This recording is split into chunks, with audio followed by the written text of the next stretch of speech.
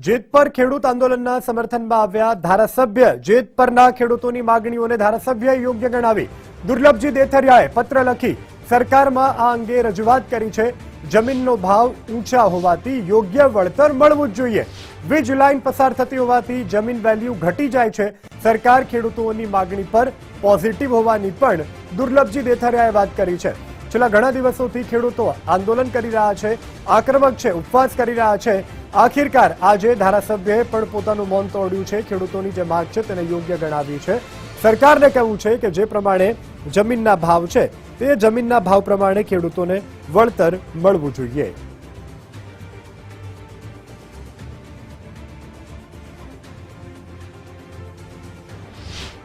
જિલ્લામાં જેતપર ખાતે આંદોલન ચાલે છે।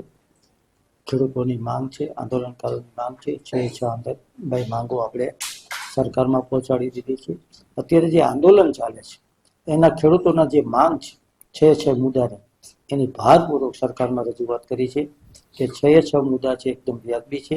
આપણી અહીંયાથી આપણે ખૂબ ઊંચા ભાવથી જમીનો વેચાય છે તો એના પ્રમાણમાં ખેડૂતોને અન્યાય થાય છે, એટલે મોરબી જિલ્લામાં વધારે અન્યાય થાય છે। તો આ મોરબી જિલ્લાની જમીનોના ભાવનો ધ્યાને રાખીને આપણે એક નવી પોલિસી બનાવવી જોઈએ। સરકાર પણ ખૂબ જ ચિંતિત છે અને ટૂંક સમયની અંદર આ નવી પોલિસી આવવાની છે અને ખેડૂતોને લાભ કરતી પોલિસી આવવાની છે, એમાં કોઈ શંકા